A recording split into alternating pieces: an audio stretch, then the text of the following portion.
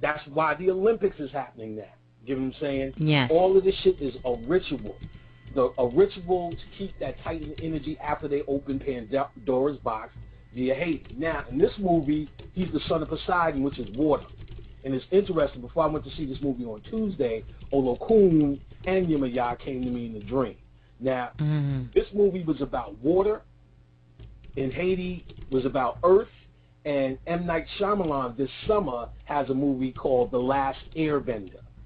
And originally the cartoon is called Avatar, The Last Airbender. So we're dealing with air, earth, and water. We just missing the one on fire. It'll be interesting what happens in Clash of the Titans. Note, Mark from Japan told me this. The brother from Japan told me that the same actor who played Jake Scully in Avatar, the same guy who played Jake Scully in Avatar is the lead character in Clash of the Titans. They don't do these things by accident. Wow, that's a trip. That's a trip. They don't do these things by accident. What they're talking about is they're connecting it. It is a mass ritual, as I explained in the first show. If you missed it, now go back and see it. Now. 1, 2, 3. Yeah, so that's what, so moving forward, why I want to get into the Gnosticism, why do I feel it's important? You know, primarily it's important, as I said earlier, because it helps with the development or the understanding of how to move forward when you're studying all of whatever it is you decide to study within consciousness. But I notice with this understanding, when things like Haiti happen, you will now have a different perspective. When they do things like this, they do this to control you. They can control you with it because they're assuming you're thinking a certain kind of a way. Now, and with conscious thought, this is all about changing your thought frequency. Gnosticism is just playing out in your face. Now, for instance, last week's show, the third hour, it got cut off live, but if you download, you would be able to hear how I finished it off. But I'll document it here. In the beginning of the movie, Avatar, she asked Jake to help me see. So this thing was all about bringing the white man into the spiritual world.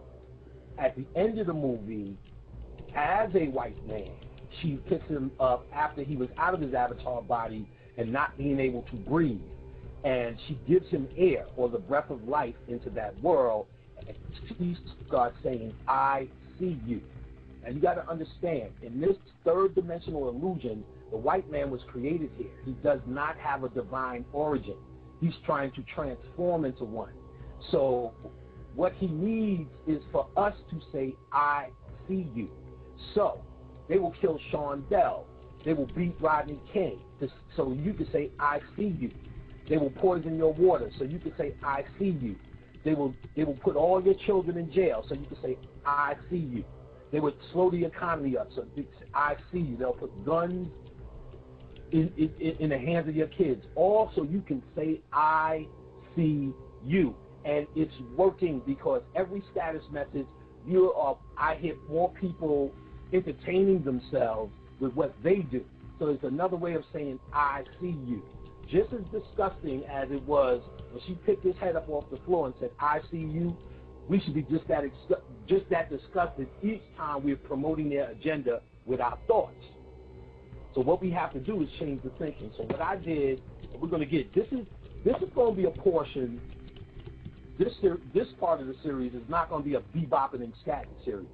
We're going to get into some serious quotes, some serious elaborations. I would say it's time to get a pen and a pad out and try to understand where we are with it. The thoughts are absolute power. And the first way to empower yourself is reclaiming your thoughts. If they do something in Haiti or wherever, and now all your thoughts are on that, as simply said, they still control your thoughts because you reacted to all of that. You are not proactive, you're reactive. And we need to change that. So one of these things, one of these ways of reclaiming your thoughts or reclaiming your understanding is how. Now listen, Bobby Hemmett told me this. You got to remember something. When he came up, well, you got to look at the order of things. And we can start with like the Nation of Islam or the Black Power movement. Black Power movement is even better. The Black Power movement, new consciousness. We love our afro. We love our black jackets. We love our black skin. This is very political, very important of the time. But ultimately, the message was not taken away from none of the great conscious work. You know, I've talked to Huey P. Newton and the rest of them in the spirit world. Please believe it was an end time event. But ultimately, we had to reclaim black beauty. So black is beautiful. Then from that, it went to the Afrocentric movement. The Afrocentric movement.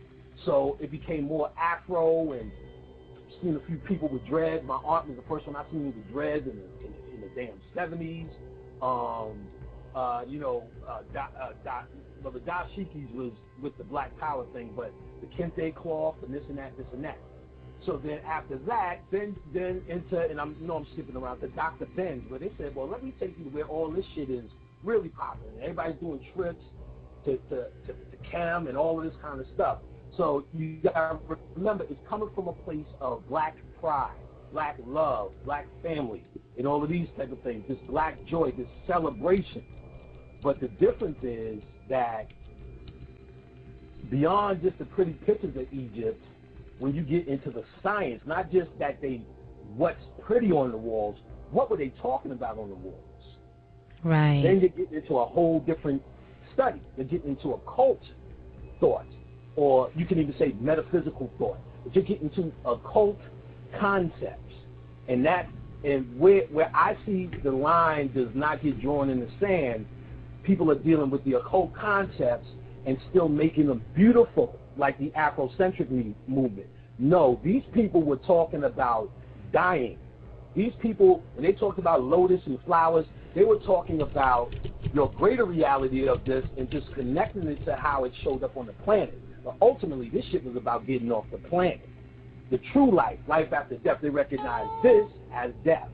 So with that being said, it looked beautiful when you see Horus and the baby and the egg, but they were talking in the mothers and the segment and nursing. They were talking about greater concepts. You know what I'm saying? Bigger concepts. I wish I would have pulled this book out. Maybe I'll get a chance to do it. Judy K. King's book, I often talk about it, where they decoded 800 and something hieroglyphs. The book is so complicated that she made a companion book in a novel form, and that's called The Road to Orion. In The Road to Orion, she talks about the DNA changes something from the right and the left, twisted pair. When lactose is introduced into it, the Horus side, I can't remember, it's the right side. Right, where she's nursing. Yeah, I was going to say the part where she's nursing the baby, and she takes him and has him suckle on her left breast so that he can be balanced with the lactose to balance out that. Right. What she does is bring this on a DNA level. While people are looking at this as, wow, that's pretty, and the mother, yeah, it means that on a surface level. But our pictures say 1,000 words, and it's more complex than that. You know what I mean? Right. So in the Road to Orion, she explains this, and maybe I'll get a chance to get it out, that this, what she's actually talking about is your DNA is imbalanced. The left, which represents Set, is dominating. Right. Which what's the right, what stops the what induces the left or stops it is the lactose such and such injected in the DNA. And then the right path, which represented Horus, gets to then start to dominate. Now you got to remember, the right is also the feminine side as well. Right. So you have her, the feminine, feeding him. You get what I'm saying? You have the feminine feeding him because it's the return of the mother energy. So, in other words, it's more than just a pretty picture, even though it is a pretty picture. And there are many like that. What's the point? The point is we have to get into the science of what they were talking about. The science of what they were talking about. 1 second. Let me put my earphone